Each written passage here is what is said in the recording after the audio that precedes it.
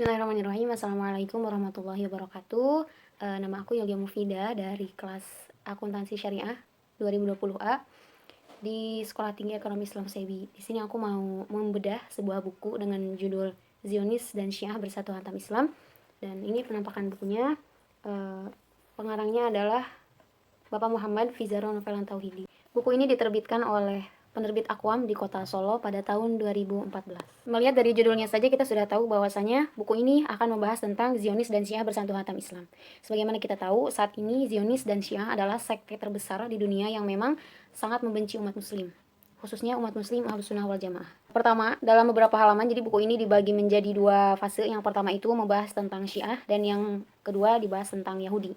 Dalam buku ini dijelaskan bahwasanya di Syiah, khususnya di Suriah adalah negara yang memang mengalami penindasan dari kaum Syiah yang sangat frontal. Di Palestina, kaum Yahudi yang memang sangat membabi buta untuk menyerang kaum muslim Ahlussunnah wal Jamaah. Di Suriah dan di Palestina, rumah-rumah ibadah umat muslim, masjid seperti tempat sarana belajar umat muslim, itu semua dihancurkan dan diratakan dengan tanah. Suriah dan Palestina, rumah-rumah ibadah muslim, masjid seperti tempat sekolah keagamaan umat muslim, itu hancur diratakan oleh tanah, dilakukan oleh orang kafir, khususnya Yahudi dan Syiah. Orang Suriah, mereka hidup dalam kondisi yang sangat lapar. Mereka tidak tahu jika pagi ini makan, entah siang bisa makan, entah besok bisa makan lagi. Makanya mereka betul-betul hidup di dalam kondisi yang sangat lapar. Sehingga mereka meminta kepada mufti-mufti di Suriah untuk membiarkan mereka atau untuk membolehkan mereka memakan daging kucing dan anjing untuk mengobati rasa lapar mereka.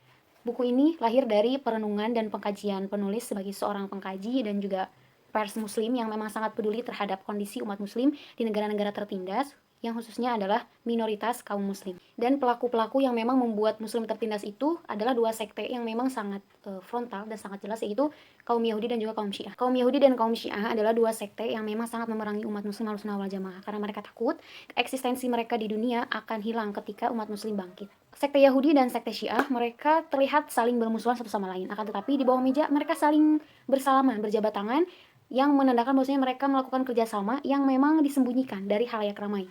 Akan tetapi kaum muslim pada umumnya tetap tahu bahwasanya mereka menjalin kerjasama. Dari kejadian-kejadian yang memang di nalar manusia pun terlihat bahwasanya mereka itu melakukan kerjasama. Seperti Syiah tidak pernah melemparkan roket kepada Israel dengan dalih bahwasanya mereka akan memperjuangkan rakyat Palestina. Padahal tidak ada satu rekat pun yang diluncurkan kaum Syiah kepada Israel. Hingga pada saat terjadinya atau meletusnya revolusi Suriah pada Maret 2011, kaum muslim di Suriah itu terbagi dua. Yang pertama adalah kaum muslim yang tetap untuk memperjuangkan muslim di Suriah, Ahlussunnah wal Jamaah, dan kelompok kedua adalah kelompok yang memang sudah terhipnotis dengan ajaran Syiah. Jadi mereka membela pemerintahan Suriah yang memang berideologi Syiah. Sehingga terjadilah perang antara dua kelompok ini. Dan sejatinya perang ini bukan perang untuk melawan Syiah, akan tetapi perang melawan sama muslim sendiri. Bedanya muslim yang Ahlussunnah wal Jamaah memerangi muslim yang sudah terhipnotis oleh ajaran Syiah. Ternyata konflik di Suriah itu telah terjadi selama 40 tahun yang lalu.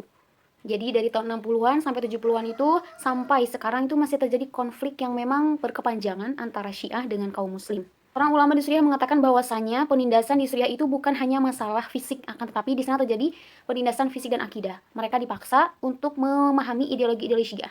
Bahkan khotib-khotib Jumat di masjid-masjid yang memang belum dihancurkan oleh kaum Syiah, itu mereka membacakan teks khutbah Jumat yang sudah dirancang khusus oleh pemerintahan Syiah. Jika ada satu kata saja yang menyeleweng atau menyimpang dari apa yang Syiah maksudkan, maka otomatis khotib Jumat tersebut akan dibunuh di tempat.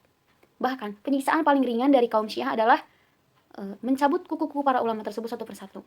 Bahkan, ada seorang ulama dari Suriah yaitu Abu Qudamah. Beliau dipenjara oleh Suriah selama 18 tahun. Kesalahan beliau hanya satu, beliau mempertahankan akidah Islam yang murni. Bahkan, ibu-ibu yang sedang di rumah dipaksa untuk keluar. Mereka dijejerkan di luar dan akhirnya ditembaki oleh pasukan Suriah. Dalam buku ini juga dijelaskan bahwasanya di Indonesia banyak sekali stigma-stigma yang mengatakan bahwasanya kelompok yang memang memberontak terhadap pemerintah Syiah Suriah itu adalah kelompok yang dibiayai oleh Israel. Setelah ditabayun oleh penulis kepada ulama yang ada di Suriah, adalah mereka mendapatkan senjata tersebut dari kantor militer Suriah yang memang mereka taklukkan. Jadi sebenarnya yang mengadakan kerjasama dengan Israel itu siapa? Umat muslim yang memberontak kepada Syiah Suriah ataukah pasukan Syiah tersebut? Karena didapatkan juga dokumen resmi yang mengatakan bahwasanya di sana tertulis kerjasama antara Israel dengan Syiah. Kenapa mereka melakukan kerjasama dengan Israel? Kenapa pemerintah Suriah mengadakan kerjasama dengan Israel? Ternyata kerjasama tersebut sudah terjadi dari tahun 70-an ketika Hafiz Assad menjabat sebagai Menteri Pertahanan dan kemudian naik menjadi presiden. Mereka bekerja sama dengan Mesir atau mereka berdialog dengan Mesir untuk sama-sama menyerang Israel. Dan akhirnya Mesir datang dengan membawa pasukan untuk sama-sama dengan Suriah untuk menyerang Israel. Dan ketika di pertengahan jalan, Suriah mundur dan membiarkan Mesir menyerang Israel. Dan di situ Israel membabi buta menghabiskan pasukan-pasukan Mesir. Dan akhirnya terjadilah suatu kesepakatan antara Presiden Mesir dengan Presiden Israel yang memaksa Presiden Mesir untuk menandatangani sebuah kontrak perdamaian. Dan disitulah kelicikan Suriah dengan Israel sangat jelas bahwasanya memang pertempuran itu sudah direncanakan jauh-jauh hari oleh Suriah agar tidak terlihat bahwasanya Suriah yang bersalah. Akan tetapi Israel lah dan Mesir yang berperang. Suriah ada sebuah perbatasan yang namanya perbatasan dataran tinggi Golan. Itu adalah perbatasan antara Suriah dengan Palestina. Dan ketika Hafiz Assad menjabat sebagai presiden Suriah, dia memberikan secara cuma-cuma dataran tinggi tersebut kepada Israel. Padahal dataran tinggi tersebut adalah basis pertahanan umat muslim untuk memberikan bantuan kepada saudara sama muslim ke Palestina. Dan ketika dataran tinggi Golan tersebut diserahkan pada Israel, membuat umat muslim itu tidak bisa lagi memberikan bantuan kepada umat muslim di Palestina. Pada tanggal 23 September 2014, itu terjadi kunjungan dari pemerintahan Suriah ke Amerika, dan 2 minggu kemudian, pasukan Amerika datang dengan membawa pesawat tempur ke Suriah dan menghancurkan kamp-kamp Suriah, kamp-kamp umat muslim di Suriah. Anehnya, ketika pesawat Amerika masuk ke Suriah dan masuk ke radar Syiah itu, tidak ada sama sekali tembakan dari pasukan Syiah kepada pesawat Amerika. Akan tetapi ketika pesawat Turki masuk untuk memberikan bantuan kepada pengungsi di Suriah, itu langsung ditembak habis-habisan oleh tentara Syiah. Saat ini Israel sangat takut terhadap Turki karena ketika Turki datang dan membawa pesawat ke daerah Palestina, itu tidak ada satu tentara Israel pun yang berani menembaki pesawat Turki. Karena jika ada tentara Israel yang berani menembak pesawat Turki yang masuk ke Palestina, maka Turki akan siap berperang dengan Israel. Maksud Turki datang ke Palestina membawa pesawat adalah untuk mengangkut anak-anak hafiz cilik Palestina atau para hafiz-hafiz Quran yang memang menjadi korban peperangan dan akan dibawa ke Turki dan dididik menjadi hafiz-hafizah Quran. Dan sejatinya yang menyerang kelompok Palestina adalah kelompok Syiah dan juga Israel. Jadi Israel tidak sendirian dalam memerangi Palestina. Mereka bekerjasama dengan Syiah. Buktinya Hizbus Syaiton, atau mereka menyebutnya Hizbullah, tapi sebenarnya mereka itu Hizbus Syaiton yang memang mengklaim bahwasanya akan membela Palestina pada Israel, tidak pernah menembakkan satu roket pun pada Israel. Pengungsi Palestina di Suriah pun malah dibunuh semuanya, dan Presiden Suriah atau pemerintah Suriah pun tidak segan-segan untuk memerangi pengungsi-pengungsi Palestina yang memang mengungsi di Suriah. Ada satu Perdana Menteri Israel yang bernama Ariel Sharon. Dia adalah otak dari penyerangan kepada Sheikh Abdul Aziz Rantisi. Beliau insya Allah syahid, beliau wafat karena diroket oleh pemerintah Israel pada zaman Ariel Sharon.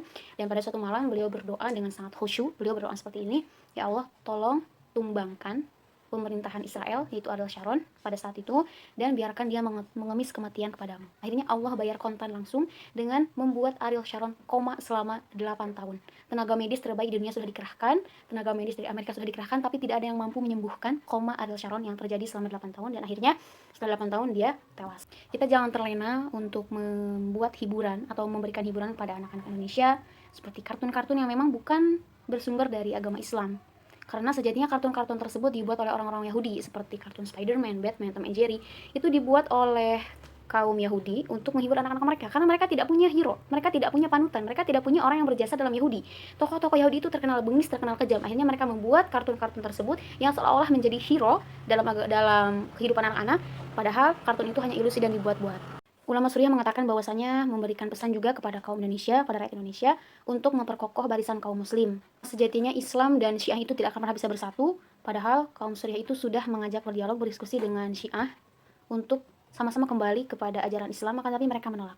Dan akhirnya saat ini karena mereka sudah berperang duluan dengan kita, maka kita pun harus memerangi mereka. Jangan menjadikan kaum Yahudi sebagai panutan, karena kaum Yahudi itu diperintahkan bukan untuk merubah keyakinan orang muslim menjadi Yahudi atau menjadi Kristen, tidak. Mereka punya maksud yaitu menjauhkan umat muslim dari keislamannya. Maka dari itu kita harus sama-sama berjuang untuk mempertahankan ideologi dan keyakinan muslim kita. Bahkan kita harus tahu bahwasanya muslim kita itu akan dibawa kemana.